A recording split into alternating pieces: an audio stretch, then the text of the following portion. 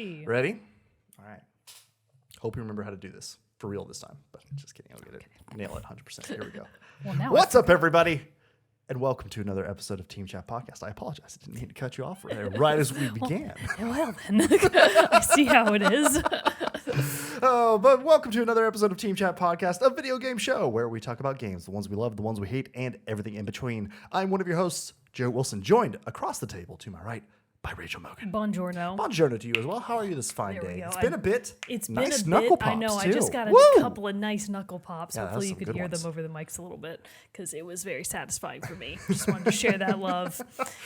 Did you have a satisfying I had Thanksgiving a break? Very pleasant Thanksgiving break. Bro Mogan and I successfully defeated co-op goose game in one sitting. Nice. It's a lot easier with two gooses. Is it? Yeah. One can run interference for the farmer. Exactly. Yeah, it's so much Or easier. townspeople. So it only probably took us 1 to 2 hours to finish it in co-op. Yeah. The only thing that they need to add is more goose skins. Like I want to be able to pick between a black swan and a Canadian goose. Understandable. So more gooses 2022 for a game that came out 3 to 4 years ago. Has it been that long? I feel like it's been a while. It may not have been 3. It might be. It's at least 2 years. Okay, that sounds about Minimum right. I feel 2 like. years, but anyways, Still, games the age point quickly. is, Goose Game, still fun. Still play it. It's still amazing to put the bottle on your goosey beak and then honk, and it makes like the distorted honk. It's so funny. Never gets old. Nice.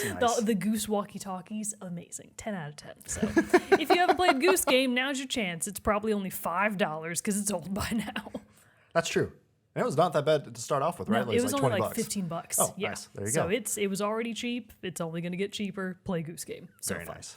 Well, these quick, rapid reviews and takes of video games are what you can expect here on Team Chat Podcast, where, like I said, we talk about the games we love, the games we hate, and everything in between. And new episodes come out on Tuesday mornings at 9 a.m. Central Time across podcast services around the World Wide Web. And you can also find us on YouTube, where you can watch a video version of each episode. You can find us on social media at Facebook, Twitter, and Instagram. Just go to those websites /Team Chat Podcast, and you'll find us. You can also join our Discord server, where we have a lot of great conversations. We're not here recording the show. And then if you'd also like to help make the show bigger and better, just like our patrons Elise F, Zach S, Mariah S, Susan M, James K, Ben W, Michael B, Fuchsia Rascal, Andrew M, Michael S, and Brandon W have done. You can go over to patreon.com/Team Chat Podcast, where it's for as little as $1 a month.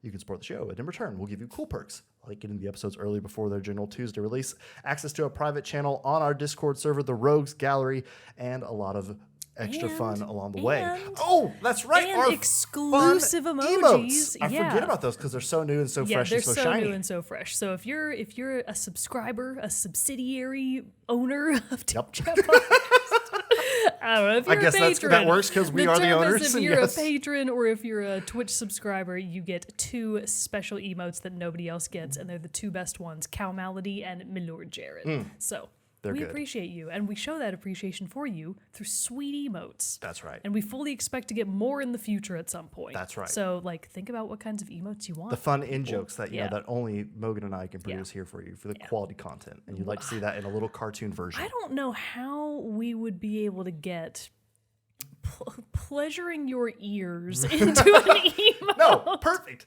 It's a close-up of an ear with a Gross. Q-tip in it. Oh, Because come on, cleaning gross. your ears with a Q-tip is. Sam Ew. got me on this. I used to be just like kind of about cleaning the ears with a Q-tip. Didn't really have any hard opinions on it, either for or against.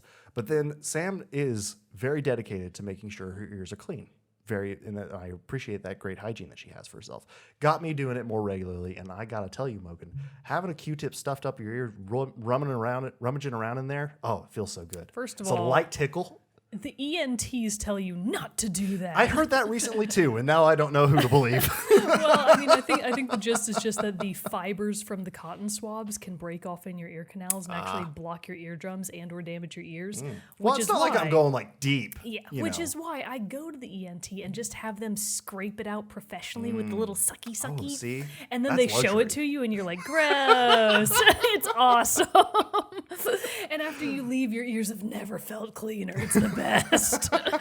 Okay, so we either have a close-up of an ear with a Q-tip going in it, or an ENT surgically removing. I'll be the ENT and I'll be like operating on you, cleaning out your ears.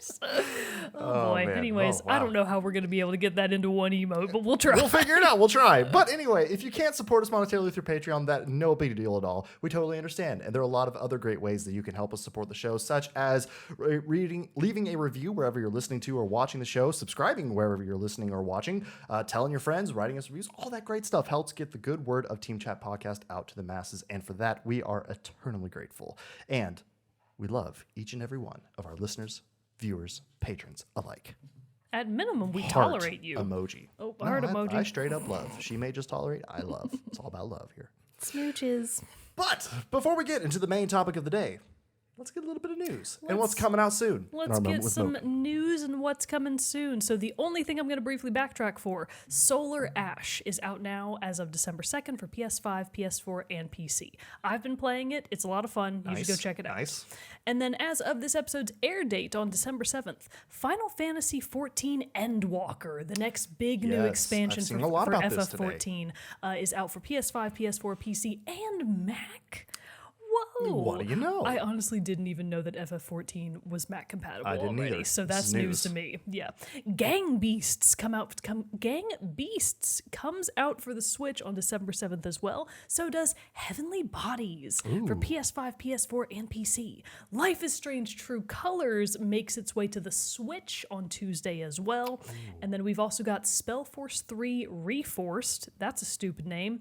Spellforce 3 Reforced is out for PS5, Xbox Series X and S, PS4, Xbox One, and PC. So is White Shadows for PS5, Xbox Series X and S, and PC. Halo Infinite, which I don't think is correct. No, that is. Oh, the campaign itself. Oh, the campaign. Okay, gotcha. So the full Halo Infinite game is out for Xbox Series X and S, Xbox One, and PC on December 8th. Because the multiplayer came out already, I actually didn't realize that they had separated it out into two separate entities. Yeah, because multiplayer is free to play.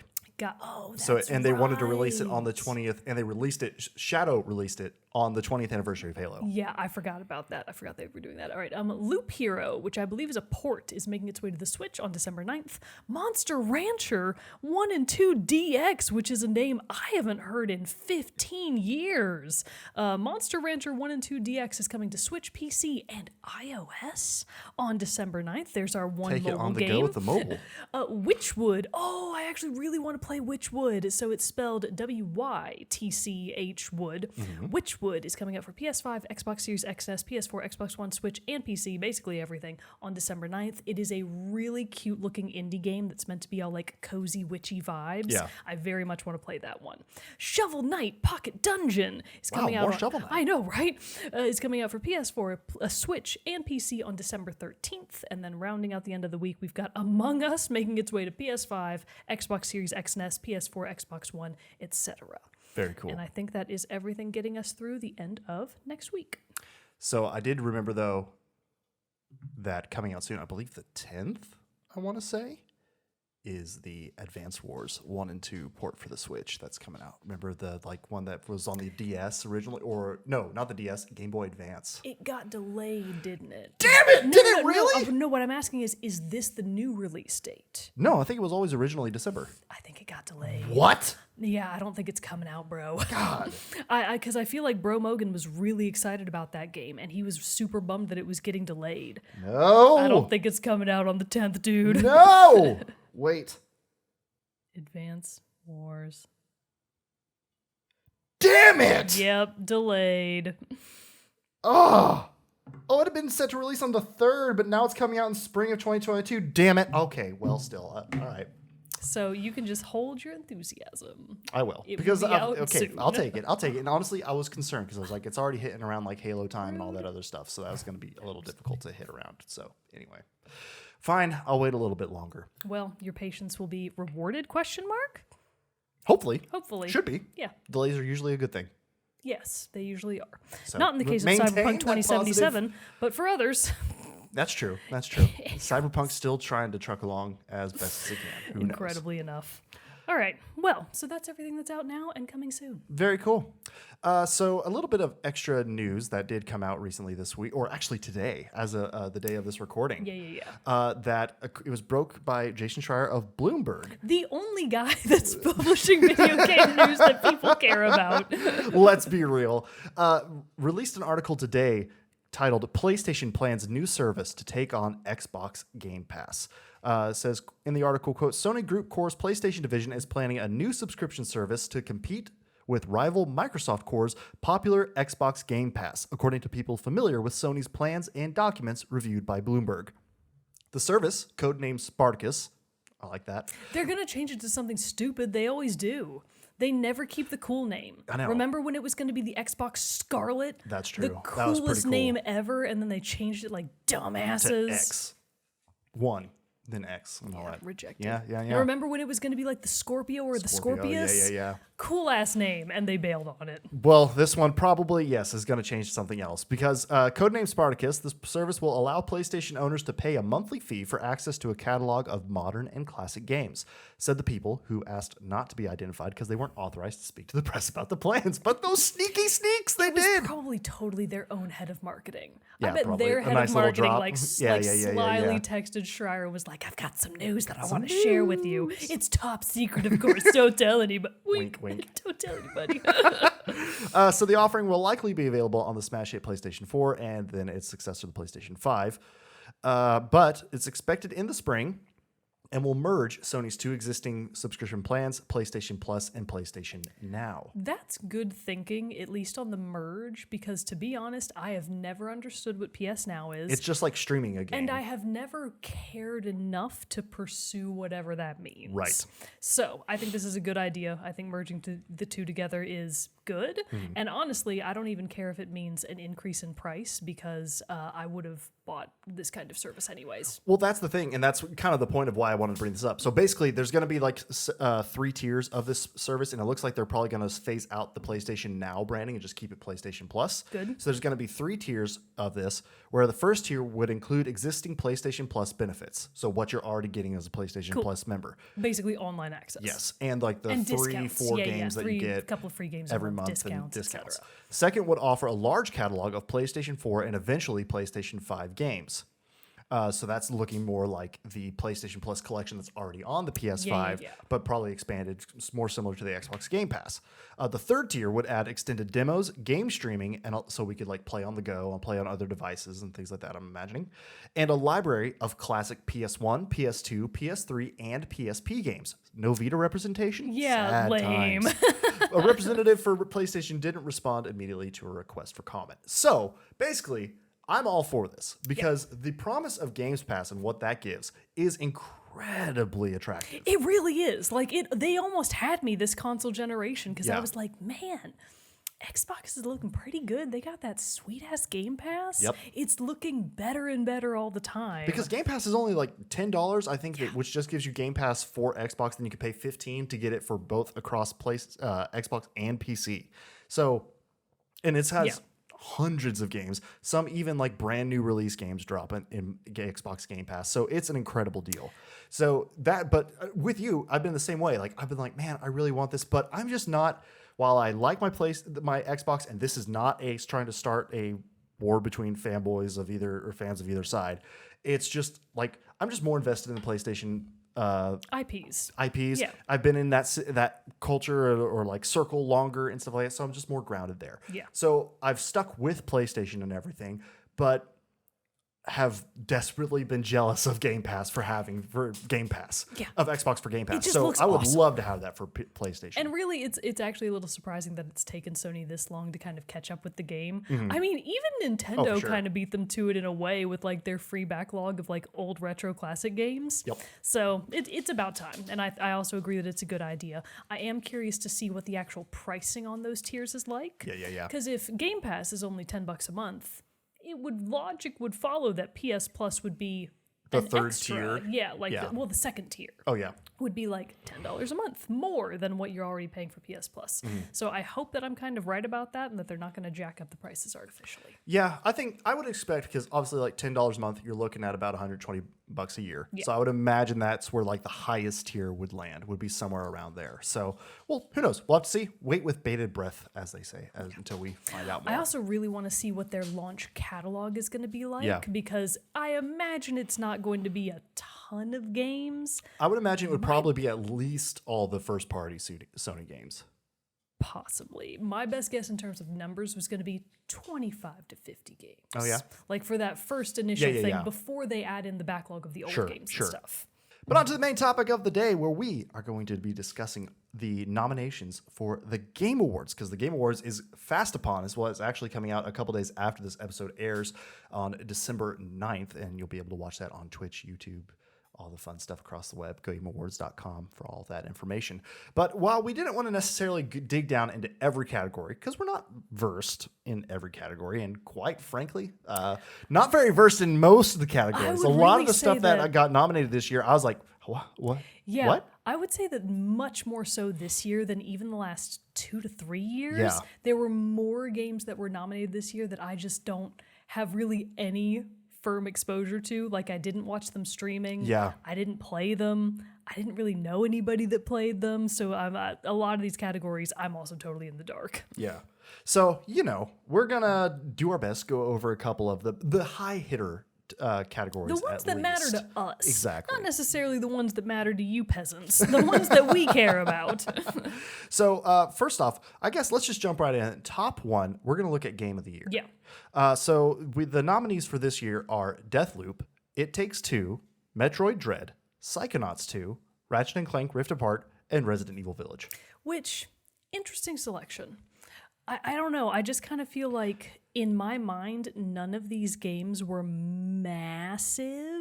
Well, I know... Except for maybe Resident Evil Village, because obviously everybody and their mother was, in terms of marketing, right. Everybody and their mother and their dad, am I right, was talking about Resident Evil Village.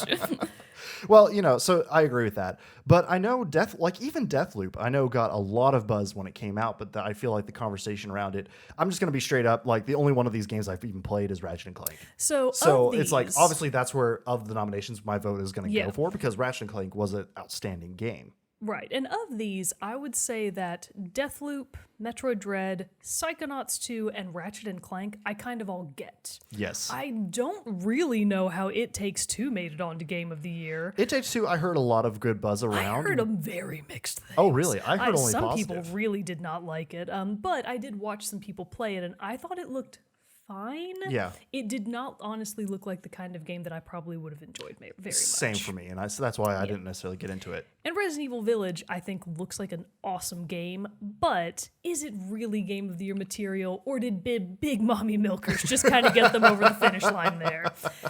On the other hand, Psychonauts 2, people raved about. Yeah. I heard so many good things about Psychonauts 2. Ark, one of the friends of the show, who just recently recovered her Discord account from a hacker. Let's give her a round of applause. Her account was hacked weeks ago, and she finally got it back. The hacker tried to spend $1,000 because it's a Nitro account. Oh, so there's credit card information. Oh, no. And Discord finally got their shit together and got her account back. Well, that's good. Good for her, Ark. Anyways, Ark played Psychonauts 2 and absolutely loved it. She said only good things about it. I've played Metroid Dread, and I totally get why it's on this list. I was going to ask, how do you think it stacks? I think of these, I would have to vote for Metroid Dread just because in terms of, is it an effective, good, polished, high-functioning Metroid game? Yes, on all accounts. I think it's an incredible experience. It's super fun for speedrunners. I think a lot of people may not enjoy the difficulty level, but I think that with a little bit of practice and a little bit of patience and a little bit of being able to laugh at yourself every time you die from the Emmys, you'll be able to have a really good time with the game. Ratchet & Clank Rift Apart, I also totally get it. I've obviously seen you play it. I played a little bit of it last stream. I understand. Deathloop, I'm tempted to have as my second choice. Yeah. Just because I'm such an Arcane Studios fan. They're my husbando of game developers because they did Dishonored. Right, and Deathloop, I saw Just Mike Plays streaming a little bit of Deathloop, and I was like, oh, this is totally just new Dishonored. Yeah, it's just that's what I've seen too. But it's like copy-paste new Dishonored. with some fun added twists and stuff like that into it too. The thing that this game definitely has that Dishonored didn't really have in as much capacity, really solid character designs, Yeah. character personalities, and really good voice acting. Dishonored definitely had that. Just it wasn't the point, you know? Right. Whereas the characterizations in Deathloop are a big part of the draw of the game. So I totally get it. Well, and it's also kind of cool too. This thought just occurred that it's cool to see two multiplayer games, Deathloop and It Takes Two, both sitting in a Game of the Year position. That's That is pretty fun. really interesting. Yeah, I'd have to go though. Just based on this list and what I've seen, like, yes, I have to give it to Ratchet & Clank because Ratchet & Clank was a phenomenal thing. But I'm throwing a little wrench in this though. That is not what I would have picked. I would pick for my Game of the Year. What this would you year. have picked? Kana. Oh, yeah. Okay. Kana Bridge of yeah. Spirits should be on this list for Game Yeah, of the Year. I am actually kind of surprised it didn't even get nominated because It Takes Two made it onto this list, but Kana didn't. My thing, I understand Kana. Like, I mean, it doesn't matter that Kana is like an independent studio and all that stuff and all that, but like it's still like in the first game, like it was a fantastic game. It honestly played similarly to Ratchet & Clank. There's a mechanic in it. I don't know if you've got to it yet. Probably not. But you can shoot like these flowers and they'll like grapple shot pull you towards there. Very similar to what the rifts of Ratchet & Clank Rift Apart. Interesting. So like while I get that there's more visually happening in Ratchet & Clank, Kana Bridge of Spirits was just a all-around fantastic adventure. I thought and it hits Ratchet & Clank put a smile on my face the whole time I was playing it. I was having a good old time, like beating the normal scrub minions to the big bosses. Fantastic time. Funny dialogue, fantastic music by Mark Mothersbaugh, and just phenomenal all across the board. Kana, though, had, I feel like, that same kind of stuff. It had the fantastic visuals. It had the fantastic art direction. The cinematics of Kana look like a Pixar movie. Yeah, and do. it gives you. And the other thing about Kana that puts it over Ratchet and Clank for me is Kana pulls the heartstrings. Yeah, it's got. And that I've to at least me gotten is a little important. bit of Like- that. Like Ratchet and Clank is just a fun. It's like an action comedy Yeah. movie where like you know what you're getting into, but it doesn't make you really feel. Exactly. And Kana makes you feel. And that is what the bit of it that pushes it over for me. Yeah, Granted, I yes, totally get it. but, well, no, there's no granted to that. It was, granted, I had a frown on my face and I yelled a lot more at Kana because it's so hard. But still, though, I can't ignore that it just, like, it had that extra element, that emotional element, and that really just pulled me right in. So those are our votes, but who do you think is actually going to win it? Who do I think is going to win it? My money's still on Metroid Dread. Really, mine's on Ratchet and Clank. Oh, okay, I really do think that one's going to be enough because I think Insomniac's riding high off the successes of its Spider-Man game, Spider-Man Miles Morales. I think that's going to carry him through with Ratchet and Clank. Yeah. All right. Well, we shall see what happens. So the next category is narrative. So similar to the previous category, It Takes Two, Psychonauts 2, Life is Strange: True Colors, Yep. Deathloop, and Marvel's Guardians of the Galaxy are the nominees for this one. Without having played any of the games on this list, I'm going to give my vote to Life is Strange: True Colors. That's where I'm going to. Again, same thing. Haven't played any of the games on this, but from what I've read, seen, and heard, I feel like Life is Strange. Well, not even that what I've seen, read, and heard. We've played Life is Strange 1, We 2. know We know what's Life gonna is Strange. We happen. know Yeah. what's up. So, like, I'm pretty sure that, like, yeah, if Life is Strange and everything I've heard from people who have gotten the time to play Life is Strange, which I'm sad I haven't yet. It's only been good things and just incredible things. I know friend of the show Roro is like very huge We gotta fan. catch up to him. I know we do. We And need so to have. then we can have him on and we can talk we can talk about Life is Strange: we True just Colors. have to Perfect. We have to make excuses so that he'll be our friend. We want to be friends with us, you. Roro. But yeah, I agree with you. I think it's going to go to Life is Strange: True No, Colors. so what I was saying was I think Life is Strange would be my vote. Right. However, I actually think Psychonauts 2 is going to take it. Oh, interesting. Yeah. Okay. I think this one's going to go to Psychonauts 2.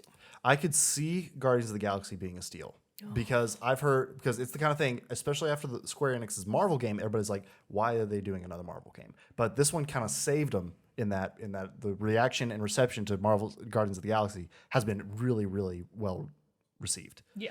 So I think it has a shot of springing in there too. Yeah. So the next couple of categories I personally don't really care about. So unless you want to talk about one of them, I was going to skip ahead to art direction. I'm right there with you. Excellent. So similar nominees: Psychonauts 2, Deathloop, Kena Bridge of There it Spirits, is, finally on the board. Ratchet and Clank Rift Apart, and very happy to see an indie game on this list, one that I at least know about, The Artful Escape. So this one I didn't know. I wasn't familiar with this one. Well, I'm a big fan of a lot of games that Annapurna Interactive puts Very out. good. Solar Ash Yeah. actually is one of them. And The Artful Escape, I watched a lot of the trailers for it. So from a perspective of art direction, just having seen what I've seen in the trailers, that makes sense. Yeah. Like, it's an extremely visually incredible game. Not in terms of graphic, like, expertise or how good is the Right. NPR, which is a real thing. I'm just making up NPR? acronyms. What? I don't know. What do they call it? Pixels?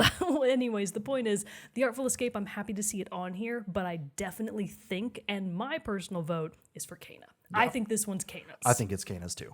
And if it's not, if they give this crap to Deathloop, I'll sue. I will personally sue. I love you, Arcane, but damn it, don't take this away from Kena. Because Deathloop is a fun-looking game, but it ain't Yeah. pretty. Kena Bridge of Spirits is pretty. I agree. All right, let's see. What we got next Well, is... the next one, we definitely want to talk about this one. We definitely want to talk about it, but it's the same problem. The have only the one same problem. I'm familiar with in here is Cyberpunk. Oh, boy. So do you want to read them off? Best score in music. We got The Artful Escape, Cyberpunk 2077, Deathloop, Marvel's Guardians of the Galaxy, Near Replicant version Read the whole thing. 1.22474487139. I did. Good job. I'm going to go ahead and say that Guardians of the Galaxy should be okay. Well, it's saying Richard Jacques composer. Okay, so it's music by him, not the licensed music. Okay, I'll take that. I'll accept that. So here's the thing. Similar problems. We have not really played any of these games, but I am familiar. Isn't this a fun podcast for Yeah, everybody? this is a fun one for everybody. Let's talk about these picks. And we haven't So played the any thing of is, them. this is a personal opinion that I think should apply across the board. I don't think remakes should count. Because Near Replicant in particular, especially when we're talking about soundtrack, that's a remake. So it's the same music. It's the same music. I get like that. they may have rescored it and they may have brought it up to modern standards, but they didn't rewrite it because Near Replicant has amazing music. Yeah. If we're going on music alone, I know it's Near Replicant because Near Replicant's soundtrack will blow your socks and your face off. I am one to agree with you on that one. Yeah. So I can totally see Near Replicant taking it, but from a perspective of it's a remake, I don't think it should be nominated. Yeah. And that's just personal opinion. I just don't think it should count. Especially for something where it's the same soundtrack. Right. I just don't think it should count. And here, though, I'm sad that Ratchet and Clank didn't get a nomination here. Like I said, Mark Mothersbaugh's score is incredible. And there's... I got to look at it to get the title right. But one of the songs on here is so good because it just like blows me away every time I hear it. I'll be like, oh man, this is every time I hear this song, no lie, it comes on and I'm like, oh man, this one's really good. I got to look at and it's like, oh, I already have this song saved because it's like it doesn't sound like it would go to Ratchet and Clank at first, and then it like comes into this big epic adventure score and you're just 100% behind it. But it's Blizzard Primed and Ready by Mark Mothersbaugh and Wataru Hokoyama. So I think it's a travesty that Ratchet and Clank soundtrack is not on this list. Fair enough. All right, the next category is arguably the one that I think we will both have the most to say about. Okay. It's best role-playing game. So the nominee, Yes. yes. So we finally got a solid amount that we know and have opinions on. Tales of Arise, Cyberpunk 2077, Shin Megami Tensei 5, Scarlet Nexus, and Monster Hunter Rise are the nominees. Okay, well, I got to go with, for having played, I've played Cyberpunk, started Cyberpunk, and I've played Monster You Hunter, and everybody else, Monster buddy. Hunter Rise. I'm going to say my pick in this is obviously Monster Hunter Rise. But I also am going to echo a sentiment that I've seen shared many places that I do not think Cyberpunk should be allowed on this I don't list. think so either. I think it's like embarrassing that they even bothered to nominate it because we know we were know all what there. happened. We know what happened. Yeah. It's not really that much better now than it was then. No, we're still waiting So- on PS5s, and over a year later, or almost a year later, still waiting on the PS5, and Xbox Series XS versions of Yeah. the game, and it still is, from what I've last heard, still not running great Yeah. on old consoles. So like that doesn't make sense to me. How you PC, I understand that it runs fine and everybody's having a great time with it over there. But I feel like just because of the controversy and everything surrounding the launch of it, I think it shouldn't be. I also included. think it should have been nominated. Wins. Oh God! If it wins, people are gonna riot. Yeah, that's gonna be a tough time. And I really hope it doesn't, because 2 of these other games I have played and know a lot about. Monster Hunter Rise, obviously, but also Shin Megami Tensei 5. That's right. That's a newer one for you. We have not gotten to do a formal review on this show yet, but I did get to write a review for imore.com. It's a really good game, and I absolutely understand why it's on this list for sure. It's just different Persona. Yeah. If you know what Persona is, you know exactly what Shin Megami Tensei is, and Shin Megami Tensei 5 is a great game, but for my personal pick, I would still vote for Monster Hunter Rise. It is a close call because part of me wants to see Shin Megami Tensei 5 win, just because I like it when the weird game wins. Yeah. And between the two, Monster Hunter Rise has obvious appeal for Western audiences. Shin Megami Tensei 5 does not. It absolutely does not. So just to even see it on the list, I'm actually really happy about. Of course, it's from Atlas and Sega, so I wouldn't be sad or shocked if it wins, but I think it's going to go to Monster Hunter Rise. Yeah, I agree. Okay, so next up we're going to talk about is Best Indie. We have 12 Minutes, Death's Door, Inscription, Kena, Bridge of Spirits, and Loop Hero. So I'm pretty happy here because, okay, if it can't get Game of the Year, at least let's give Kena Best Indie. Like, I've explained all my reasons for there. I think it definitely deserves to win. I think it does too. And I think it's the clear front runner. I think it's going to have some tough competition, though, from Death's Door. Ooh, yeah, so Death's Door is currently on my Steam wish list. Now that it's actually just recently...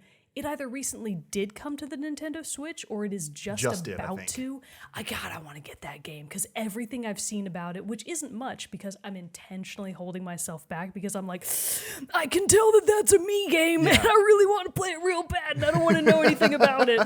So, but what little bit I've seen, I'm like, yes, I think that looks like a great game. Yeah. But obviously, of these nominees, I definitely think that our personal vote is for Kena Bridge of Spirits. And if it doesn't win, again, I'll sue. Yeah. So everybody we'll watch just throw out. a hissy fit. Yeah, we'll just throw a hissy fit and I'll go to Twitter and I'll complain. And then a lot of these other categories we're actually just going to skip over because they're either repetitive, it's all the same nominees, and or the same answer of we haven't played it. I thought I was playing a lot of games this year. Just not the award winners, apparently. Games. Or it's stuff that we just don't know and can't comment on, like best esports team. We don't know. So anyways, we're going to close it out with the family game category. And I fought for this one because there's one particular game that I just want to talk about. So the family game nominees are It Takes Two, New Pokemon Snap, Super Mario 3D World plus Bowser's Fury, WarioWare Get It Together, and Mario Party Superstars. So of these, it's gotta be. You want to be Pokemon New Snap? Pokemon Snap. And if it's not, I will be crushed. Because it's such a good game. It just absolutely blew me away. I funneled countless hours into that game, and I still go back on like Sunday and Saturday mornings and play a little bit because I'm like, gotta get those good angles of Psyduck. It's such a good game, and it really is a perfect family game. Nice. And the other thing that I like about it that most of these other games don't really have, it's a very different video game experience than most of the other games on this list. That's true. I agree with that. It gives children and adults alike something to do in a game that they very frequently do not do. It is solely about being in an environment that you cannot interact with except to take pictures. That's kind of a wild idea for an entire video game that is as successful as it has been both now and in the past. I think it should be New Pokemon Snap without a doubt. And if it's not, you'll sue. You'll hear from my lawyers. That's just them facts. I mean, that's the perfect argument for the game. So yeah, I have to agree with you there. That I feel like it's got to go to New Pokemon Snap. Just a small little complaint. This is another category where I just don't think that Super Mario 3D World plus Bowser's Fury should even be on this list. It's a port, and the Bowser's Fury part, like it is new. Well, then Mario I get Party that it's- Superstars could knock off for the same reason. I mean, I get that it's, it's new content, but it's not a full game's worth of new content. And I don't think it belonged on here. Well, there you go. That's one person's opinion. But yeah, the clear winner there is New Pokemon Snap. And if it doesn't go to New Pokemon Snap, I'll be sad. Also, It Takes Two is about a nasty divorce in progress. I don't need that dragging me down. A strange choice for a family game category. I mean, I feel like it's all about like chasing love, and like I'm sure they get like reunited in the end. I'm sure and they something do, happens. but man, I've seen a lot of of a the bummer. I've seen a lot of the gameplay from that game, and it kind of is a bummer because like the mom and dad, they get their souls get swapped into dolls of their little girls. Did you not know that? No. Okay, this is just base premise stuff. This isn't spoilers. So the mom and dad have a fight. The little girl makes a wish. Their daughter makes a wish to like get them back together or something like that, so that they'll love each other again. Yeah. So the wish works, and their souls get placed into two dolls that she has. So the dolls become alive, and they're trapped in these dolls. So they're trying to get back to their daughter and figure out how they can get out of these doll bodies. But the premise before that is that they are going through a nasty divorce. Oh, good heavens. And so the whole time in the game where they're not with their daughter, it'll occasionally flash back to her, and she's talking to their empty vessel bodies, which are now just kind of occupied by nothing. What? And she's like all sad because like from her perspective, they're just ignoring her. Or they're just dead. They still move around and stuff, okay. which I don't really get. But she's like trying to talk to them, and they're just not responding at all. That seems She's like a bummer. It's a bummer. I don't want this. I'm sure it ends well, but it seems like a strange idea to fall into the family game category. It's like, well, I guess that is reflective of a lot of Western family situations, but true. still, it seems like a bit of a bummer to put in there. One person's opinion. Well, I think that pretty much wraps up the games that we're wanting to talk about for this, because like we said, we were bad gamers this year, apparently. It didn't play anything popular. We definitely played a lot of stuff. Well, I guess this is what happens when I dedicate over 100 hours to Assassin's Creed Valhalla. Yeah, and I played a lot more Animal Crossing. And still hundreds of hours to Civilization 6. Yeah. I could have played a lot of great games this year if I didn't need to comfort play Civilization 6 so much. It happens. Oh, man. But we're still anxiously awaiting the Game Awards, and we're excited to see which games do take home the big prizes for this year. So join us and the rest of the gaming world in watching the Game Awards on December 9th. And so we will, I'm sure, share our thoughts on the recap of the awards as well. So stay tuned for all of that. But that pretty much wraps up this episode of Team Chat Podcast. Until next time, everybody. And well, I guess before next time, let us know your picks for the Game Awards too. We'd love to hear what you would think should have won, didn't win, or whatever. We'll all circle back around all. And this knowing stuff us, we'll eventually. probably do a comment along on our Discord when it's actually live. We We usually usually do. do that. Yeah. Yeah. So anyway, have fun with the Game Awards, everybody. We certainly will. But until next time, I am one of your hosts, Jarrett Wilson, joined to my right by Rachel Mogan. Adios. We'll see you all next time.